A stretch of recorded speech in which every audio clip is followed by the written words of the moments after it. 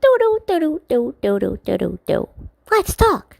What's up, Radioheads? You know I'm Mel Man. I'm here with author A. Rubin and also, in spirit, Marika Bruciano, the illustrator of the book. Now, he wrote Into the Darkness with Marika, a book with this description.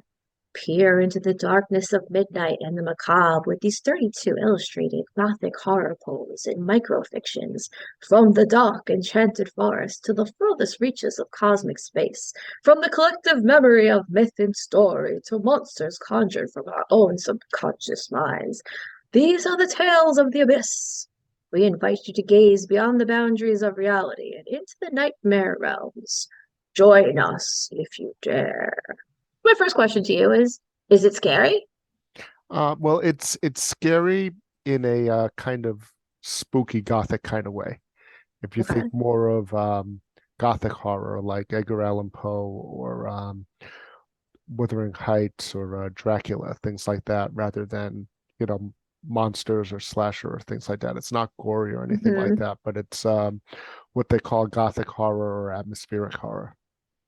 That sounds like my photo shoots and kind of like what my house looks like right now. I feel like this could sort of be a light settings, like Yeah. light goth, I guess. I Yeah. guess I'd call myself light goth, goth light. Now, why did you write a scary book? Um, well, it's an Edgar Allan Poe inspired book. The title Hmm. Into That Darkness Peering comes from The Raven, Right? Deep into That Darkness Peering. And all of the sections of the book are all the sections of the book are titled after Edgar Allan Poe quotes as well. Um, No. so the way it came about is that I was doing this project with Marika a couple of years ago in October. There's Inktober for artists, and Hmm. I was part of a group that said, why should the artist have all the spotlight in October? We don't have any. We got next month, NaNoWriMo, right? Yeah, I wrote 5,000 words today or whatever. Or I didn't write 5,000 Hmm. words today. It's not as interesting a post. So the idea Hmm. was to team up with an artist and to, you know, you, you give them a series of 30 um, prompts, either microfictions or short poems or panel Hmm. descriptions, whatever, and they illustrate one for every day in that style. And I had worked with Wow. Marika before on something, and it very much fits her style. If I was doing uh, you know, let's say I was doing a 50s like space opera theme, I would, Right. maybe not do that with Marika. But if I was going to do a gothic horror, which a lot of my poetry especially goes towards gothic horror, then Marika's the perfect artist for that. Gotcha. Yeah, people seem to really like this Edgar Allan Poe guy. That's a little Easter egg or allusion to Larry David because he talks about Jesus and you go, wow, people really seem to Yeah. like this Jesus guy. So I'll shout take out Edgar. Larry Yeah, David. I'll take Edgar Allan Poe. Okay, next question. Now, performers and writers often want the audience to experience specific feelings and or they want to trigger specific thoughts. What thoughts or feelings do you hope readers experience while reading Into That Darkness? Into That Darkness Peering. We hope that you get to deal with the ideas in Gothic horror. Gothic horror accesses your subconscious, it accesses your darker dream state type of thing. It's very moody, very atmospheric. Um, if you think of Edgar Allan Poe, a lot of it has to do with the irrational over the rational mind, the subconscious mind.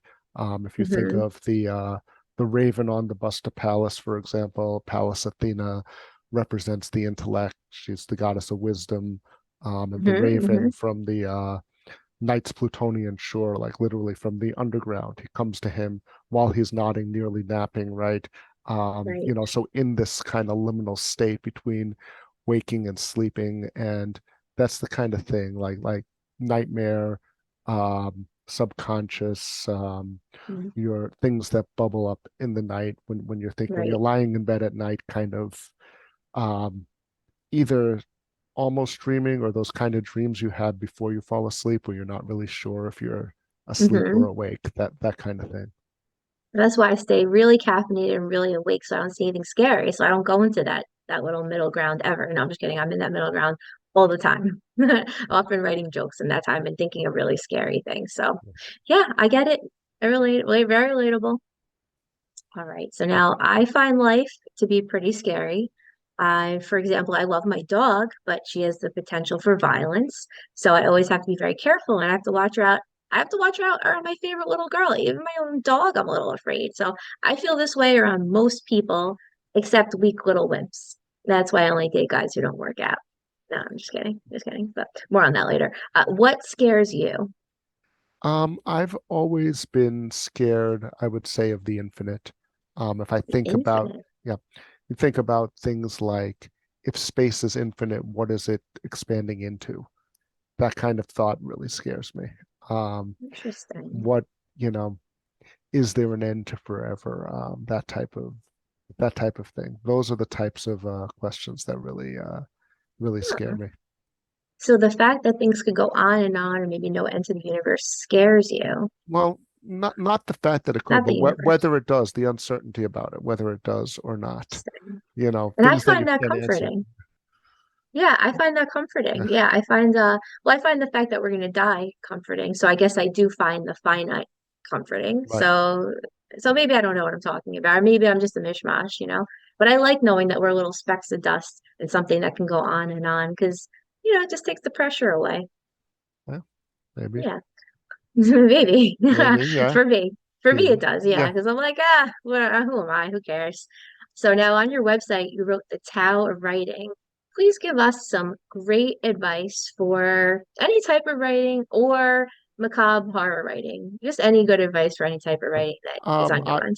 I would say for writing in general and really for any creative work specifically is actually not to get bogged down in all of the advice. Mm, Most of the mm, advice is wrong, or I shouldn't say wrong. Most of it is limiting, right? And right. be careful not to confuse trends Hmm. with rules. Right. So a lot of my writing is retro or older, right? I'm writing these kind of 19th century style Gothic horror things, and that Hmm. might not be what's on trend in poetry now. People like free verse, people like poems that don't rhyme, people like, don't Mm, really love meter that much now. But yet, you know, Edgar Allan Poe, as we were talking about before, continues to be popular, right? Um, hmm. there's something in there, right? People tell you eliminate all your adverbs, for example. That's horrible. Eliminate all your adverbs. Yeah, Wait. yeah, all the modifiers when you write. Write So directly. if something's great, you could say it's ducking great, Yeah, like that. yeah. Just make it great instead of ducking Just make it, great. yeah, because if you have to modify it, then not so much in Ah, dialogue, but in descriptions. Or he said quickly, for example, like she said it's fucking great quickly or harshly or whatever, right? That the dialogue ah, should be able to carry. And, people like Ernest Hemingway said that, people like Stephen King say that, and they're great writers and they're successful writers. But if you read someone say like Salman Rushdie, who's a very hmm. successful and well-respected writer, he uses adverbs all the time. So, you know, there are different ways to Interesting. do things, and you have to Yeah. find your own path. You're saying the Tao of writing, a lot of it comes from my martial arts practice, and you know, that article specifically was relating some of my martial arts practice with my writing practice. And one thing Bruce Lee said about advice, he said, absorb what is useful, discard what is useless, make Hmm. from it what's truly your own.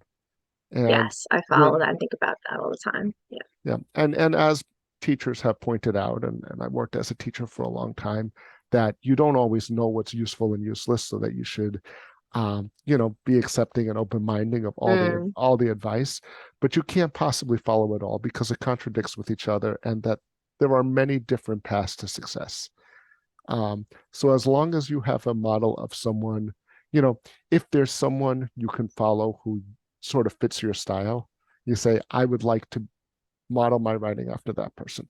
I would hmm. like to model my creative career, my writing career after this person, or my style of writing, whatever.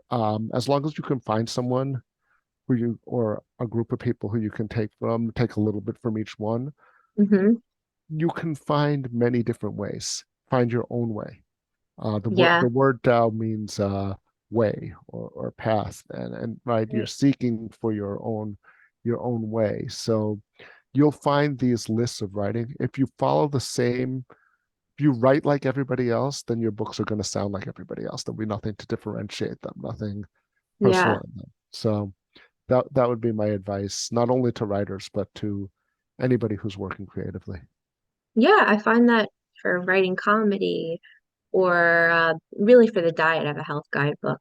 I pull from every people say, "What's your book? Are you vegan?" It's like, well, it's the best of vegan, Chinese medicine, Ayurveda, keto. You take all these like opposing theories. And same for comedy too. I like to listen to different comedians that might hate each other's styles. And maybe I'll be influenced by a little and then I'll be a mishmash. So Yeah, back to you, enough of me. What's some really bad advice for writing? I mean, uh, following rules too closely. yeah, That's one of them. trying to follow every rule, like all these lists of like these eight rules, like whoever's these eight rules of writing, and whatever could work for them. You know, Hmm. there's Steinbeck's rules for writing. There's Hemingway, Stephen King, Neil Gaiman has a list. Kurt Vonnegut has a list, and they're all great. And you know, we're saying that it didn't work for them. But if you Hmm. try to be like everybody else, you're going to end up being like everybody else. Like Yeah. there's a point where it still has to be creative. There's a point where it Hmm. still has to be personal. And um, there's such a thing as influence. And there are things I used to tell my students when I was, I taught English in high school for a long time. And when I taught English, the cliche is there's no wrong answers. And that's not true. There are wrong Right. answers, but there are Right. also many right answers. And I Okay. feel like that the writing instruction, the little cottage industry and writing instruction, regardless of what genre you're in, is Right. very um, narrow-minded right now. It's very a lot of groupthink going on right now, Hmm. um, Interesting. and that if you seek a little bit beyond that, um, I mean, and you should know all these things, all the rules, and trying to market what's marketable, all those kinds of things, but you Hmm. shouldn't be a slave to it, right? You shouldn't, Right. um, because for every example, and I do a series of this, I haven't done one in a while, but I do a series of blog posts about various writing rules. Hmm. And um, the rules for a reason. And then I give you an example of a writer who breaks those rules. So I did the one about Salman Rushdie, and Yeah, I saw I, that. I did one about alliteration. Okay. And actually, Edgar Allan Poe was featured in the alliteration one, but also Amanda Gorman, who's probably the most well-known poet right now. Um, and she uses alliteration. She has a poem about alliteration in her latest book. Um, my next one I'm going to do is going to be about the three-act structure. There's nothing wrong with the three-act structure, What but is it's the not three-act the structure? beginning, middle, and end in your book, Okay. right? They say, Okay. people say you need to plot your book beginning, middle, end. Uh, Um, uh, Shakespeare wrote in five acts. Many of the most successful plays were two acts. hmm. The original Star Trek series was four acts. Um, Hmm.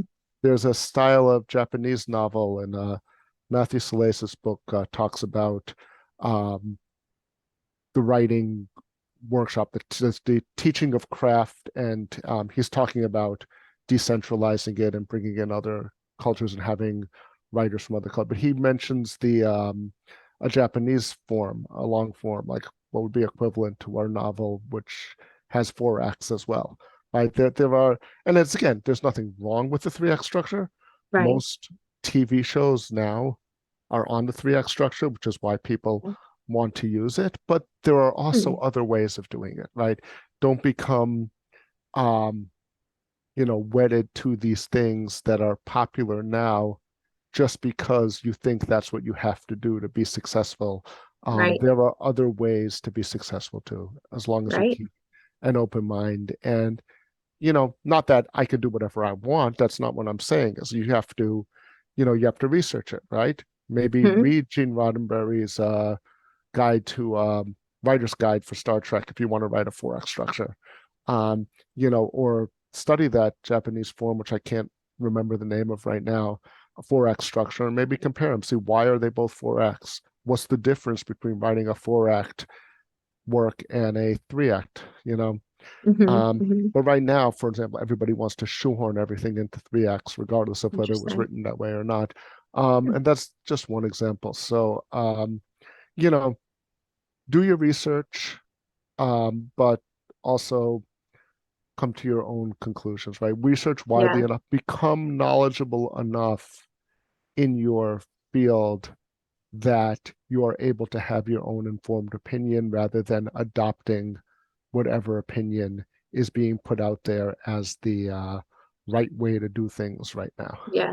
Yeah. Don't get too stuck in the rules. I took one comedy class and the rule for the whole class, and I know it's just a building block, but it was a very strict rule. It was every joke should be topic, premise, punchline. And it's like, what did you learn from the comedy class? That I hate stand-up.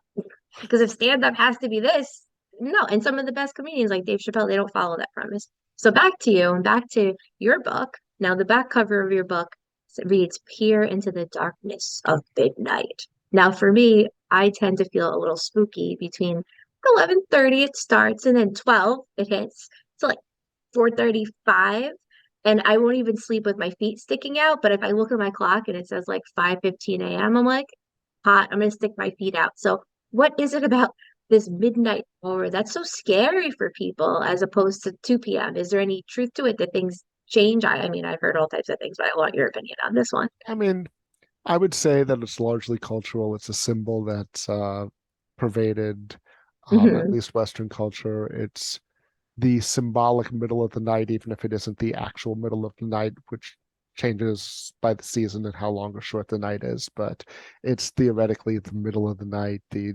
darkest time, the time when you can't sleep, right? And it's also, it's also the word. It's a nice word, midnight.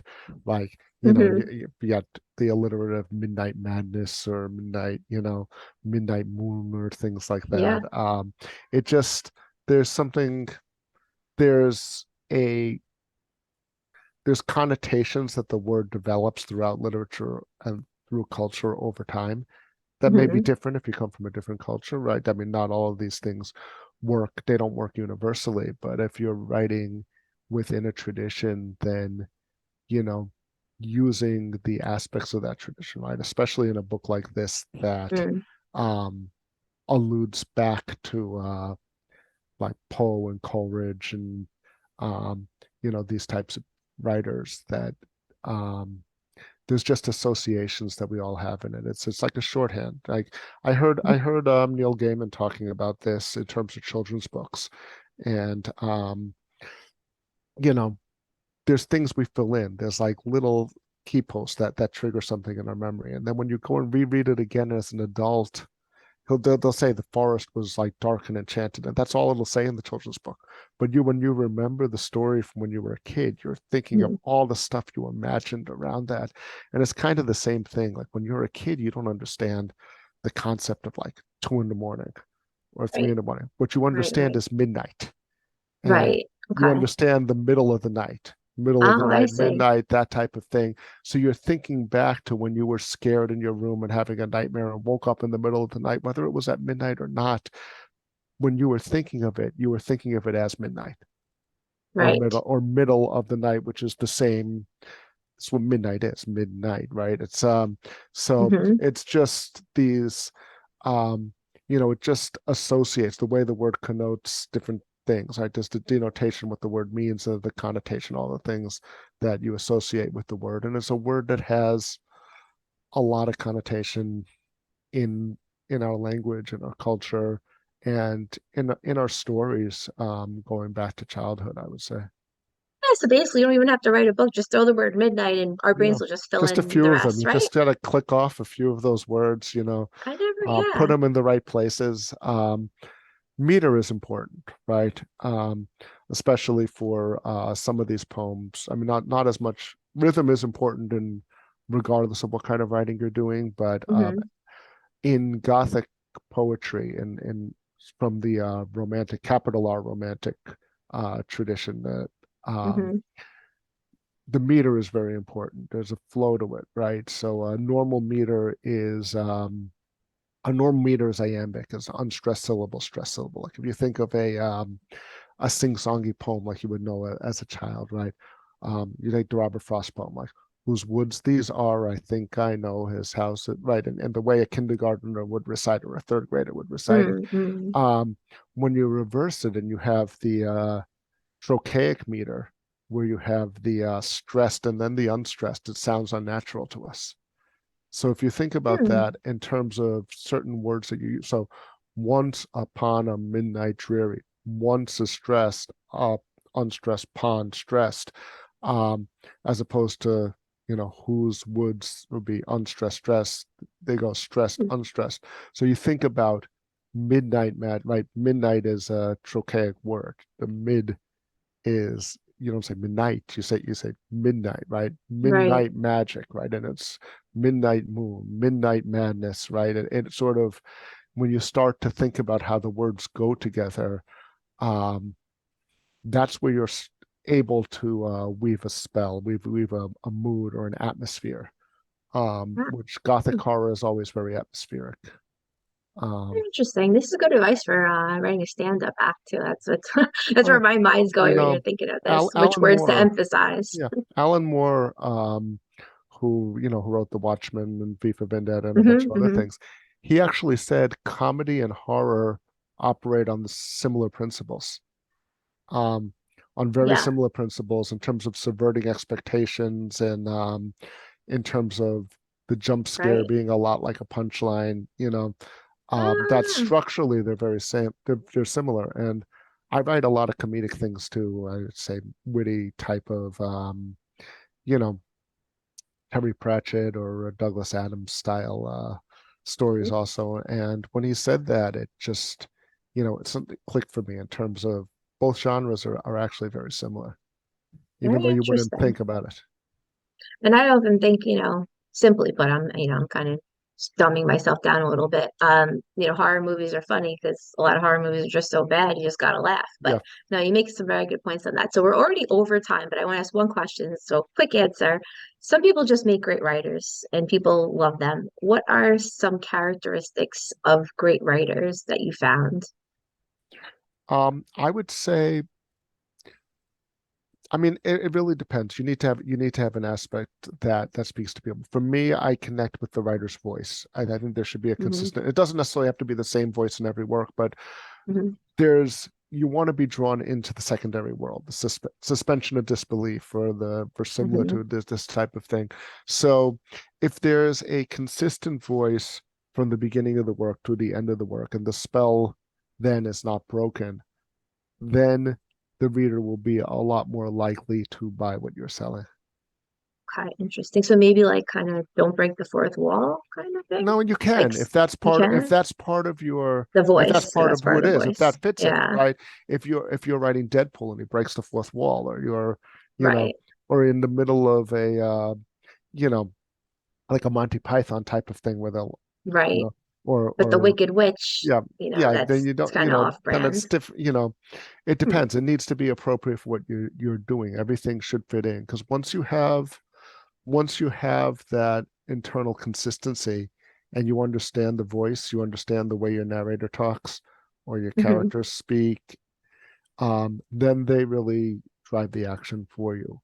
And Interesting. as long as you can maintain that suspension of disbelief, then, or as long as you keep the reader, if it's something like, if it's something funny or if something, right, keep the reader having fun moving it forward, right? It doesn't all have to be deep and dark and all of that kind of thing. Hmm. You know, but if you are doing it and then you make a complete turn that's not supported elsewhere in the Right. work, um, that's when you start to lose people. Okay. Interesting. Very interesting. And before signing off, could you please tell our listeners your social media, where to find you, website? Yep. Okay, so first, Into That Darkness Peering, written by me, illustrated by Marika Brucianu. The book is available on Amazon in paperback and ebook and Kindle Unlimited for free if you subscribe to that service, and on Lulu in hardcover. The hardcover is not on Amazon, it's on Lulu. You could find me pretty much everywhere as at the Surreal Ari. Um, Twitter, Facebook, Instagram, Mastodon, TikTok, whatever I'm on, I'm at the Surreal Ari. or on my website, www.aarubin.com. I'm not on Mastodon. I gotta look that up. Well, thank you so much, Ari. Very well spoken. That very well spoken. Very interesting. Gave me a lot to think about. So thank you so much for that. And I hope you enjoyed anyone listening. Oh, And yes. now back to more. It came from the radio.